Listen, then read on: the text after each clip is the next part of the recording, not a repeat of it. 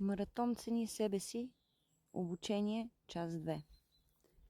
Правилните хора влизат в живота ни, когато спрем да обръщаме внимание на чуждото мнение, за да утвърдим нашето самочувствие.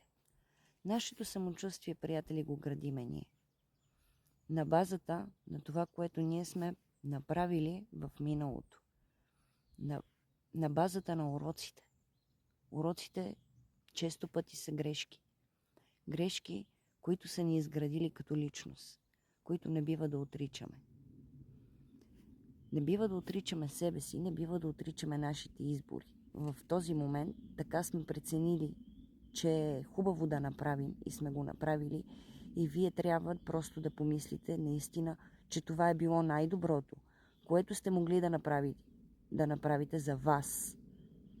За вас. Колкото и грозно или странно да е изглеждало на Пенка, на Генка, на Тошо и на Гошо. Нали?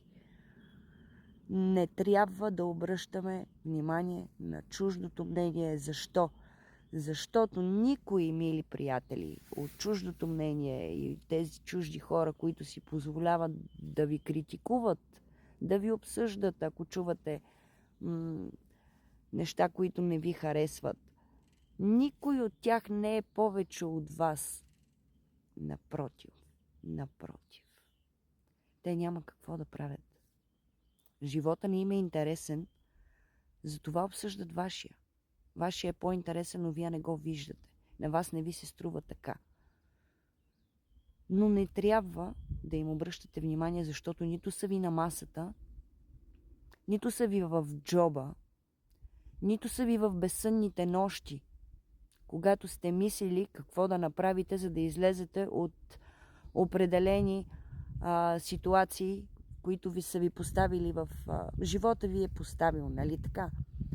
Когато спрем да живеем по начин, който радва всички останали около нас и се опитваме да направим всички добри и на всички добро, тогава ние започваме да поглеждаме себе си, да се грижим за себе си и хората около нас виждат, че ние се обичаме и започват и те да ни обичат, и те да се грижат за нас. Да има баланс между двете страни. Когато ние смачкваме себе си, за да угодим на някой, независимо роднина, близък, приятел, на много близък някой приятел, защото имал нужда. Ама виждате ли, вие в момента не сте на разположение. Вие не всеки един момент не трябва да сте на разположение на суло и пуло, който където ви дръпне. Извинявайте. Редно е да имате граници. Да наложите едни ясни граници към другите. Защото те нямат. Ако вие твърде много давате и все повече и повече, те все повече и повече ще поискват. Това е нормално. Хората така сме създадени. Прекрасни мои доверители. Колкото повече иска, колкото повече даваш, толкова повече искат. Та даже им става навик и се сърдят, когато давате без баланс, без те да дават. И се сърдят, когато спрете да давате. Такива хора не ви трябват. Махайте ги от вашия живот. Махайте ги от вашия живот, мили приятели. Такива хора вън. И в други видеа съм казвала. Изгледайте ги. Токсични връзки и отношения.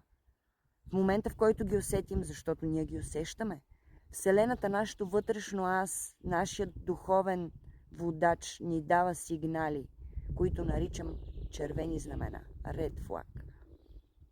Да. Ние често не ги слушаме, но това е защото не обичаме себе си. Затова почваме този маратон и вие сте тук. Да се научите да цените себе си. Да чувате себе си. Своя духовен аз. Той знае най-добре вие какво имате, какво можете да имате и какъв е потенциала ви да го постигнете. Слушайте себе си и обичайте себе си. Правилните хора влизат в живота ни, когато приемеме себе си такъв, какъвто сме. Нали? Това го разбираме, подразбира се. Когато осъзнаем, че всъщност сме добри, силни и цялата сила е в нас. Никой друг няма силата да постигне това, което ние искаме, да ни помогне да го постигнем. Ние можем сами и трябва сами да тръгнем по пътя, който ние си чертаем. Който ние си чертаем. Прекрасни мои доверители. Помнете, че ние чертаеме нашия път. Ние чертаеме нашия път. Никой друг. Да, има база, която е написана, защото ние имаме прераждания. Ние не сме за първи път. Много малко души на тази земя са за първи път. Но за това ще говорим в друга тема, в друго видео, за да не объркваме.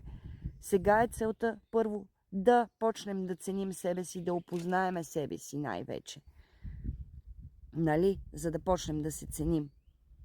И да оставим някои вредни навици, защото новата ера е тук. И тя това изисква от нас. Тя това изисква от нас. Когато приемем себе си такъв какъвто сме, всъщност осъзнаваме, че наистина сме сила. Когато приемем всички страхове, всички грешки и спрем да се критикуваме за тях, осъзнаем, че това е най-доброто, както казах по-рано. Това е началото на нашето ново духовно надграждане, нашето ново аз физическо, което ще привлича и нова реалност. Ако днес започнете да практикувате това, което в момента чувате, днес започва новата ви реалност. Бъдете сигурни в това. Просто действайте.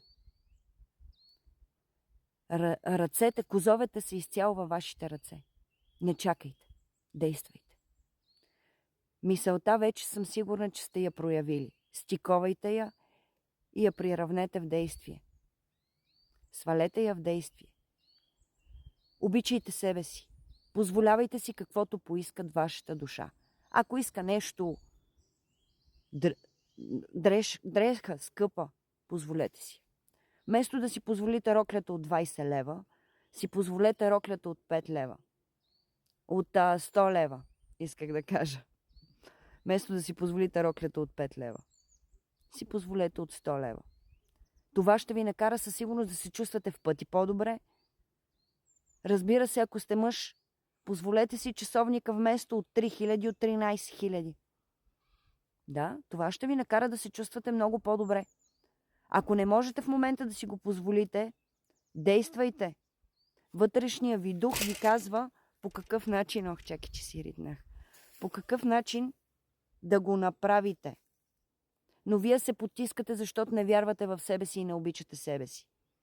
Това е от програми назад, които сте чували. Не така, това не трябва да бъде, това ще го направиш еди как си счупиш главата, така не дей. Не, действайте. Дори и да си счупите главата, вие трябва да действате, прекрасни мои доверители, от любов към себе си, защото ще се обърнете един ден назад и ще съжалявате, че не сте направили нещо. Няма да съжалявате за това, което сте правили. Ще съжалявате за това, което не сте, защото винаги се случва, че в най-важните моменти и избори ние изпитваме такава огромна дилема и ако не обичаме себе си, поемаме по този път, който е по-сложния. Крайната точка е една. Пътищата са много. Много е важно каква е матрицата в нас, която носим, за това как реагираме на себе си и на външните обстоятелства и за това, съответно, какво е изобилието, не само материалното в нашия живот. Продължаваме в следващото видео.